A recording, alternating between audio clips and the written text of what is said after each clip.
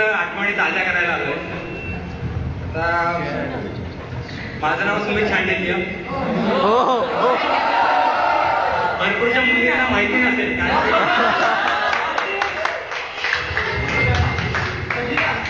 कारण की मला अजून सगळ्या मुलींचे नाव माहित नाही माझ्या. सुरुवात करायला झाली तर मग फर्स्ट इयर पासूनच आता सगळ्या मुलांची पहिले आलो, ऍडमिशन घेतली. सुशांत, गौरव, अक्षय, बाकी तेजस वगैरे सगळे भाग्यश्री वगैरे आलो, पण सगळ्यांची ओळख झाली.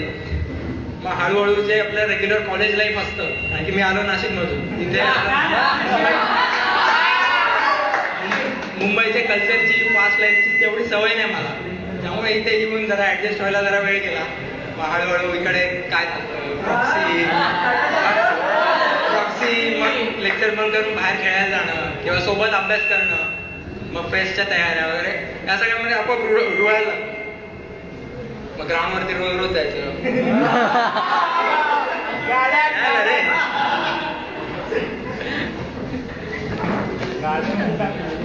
त्याच्यानंतर परीक्षा आल्या, परीक्षेचा रिझल्ट आला, केटीची सवय लागायला लागली.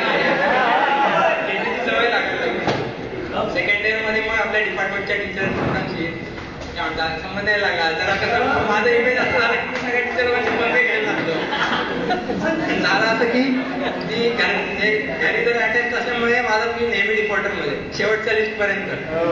त्याचं खरं बोलायचं कारण असं की मी पहिला महिना घरीच असायचो.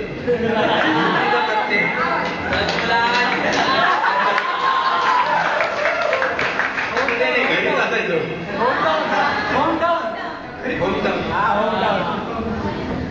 त्याच्यामध्ये ते डिफॉल्टर ते कारण आहे, दुसरं काही असं समजू नका की काहीतरी धंदे केले असं, किंवा मग कम्प्युटरवरती गेम वेम खेळायचा तर आहे. मग डान्स परफॉर्म केले, सगळा टाइमपास करून झालाय. त्यानंतर मित्रांचं एक आठवतं की कॉलेजमध्ये आल्यावरती शिक्षण तर सगळ्यांनाच मिळतं, चांगले टीचर तर आपल्या डिपार्टमेंटकडे आहेच. अख्ख्या सगळ्या कॉलेजमध्ये आपल्या डिपार्टमेंटकडे सगळ्यात एक्सपिरियन्स टीचर आहेत,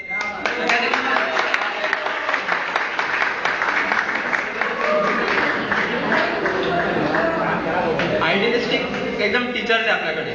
त्यामुळे टीचर लोकांचं तर काही बोलायलाच नको, त्यांना म्हणजे शब्द कमी पडतील आपल्याकडे. मला मित्र परिवार पण इतका चांगला मिळाला की आता एक काही काही असे पेटंट असतात एकेका मित्राचे, जसं गोळे म्हटलं की त्याच्या शिव्या झाल्या,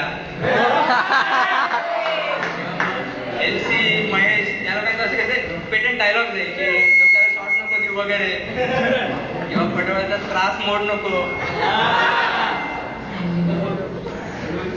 मग अक्षयचा वगैरे, भावा वगैरे असं काय काय तोंडात इतकं बसलंय. एक किस्सा सांगतो. PIPची केटी बसली मला, मी गेलो रिव्हायला वगैरे टाकला, नंतर मंदिरात गेलो तर बस निघू दे PIPची देवा म्हणायच्या वेळी भावा बोलतो.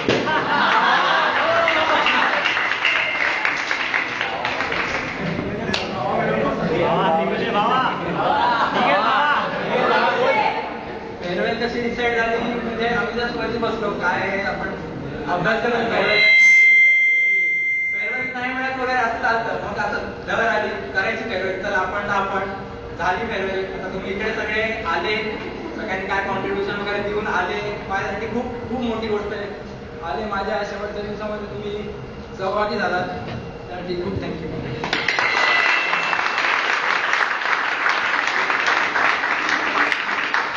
फेयरवेल है तो एक्चुअली खुशी भी है और गम भी है. खुशी इस बात की है कि हम लोग MGM से बाहर जा रहे हैं.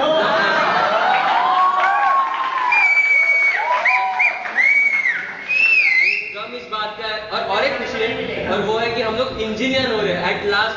हम लोग अभी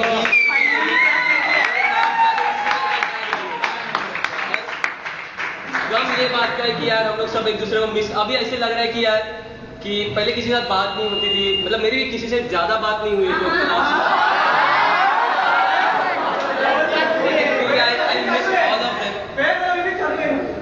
और एक बुरी बात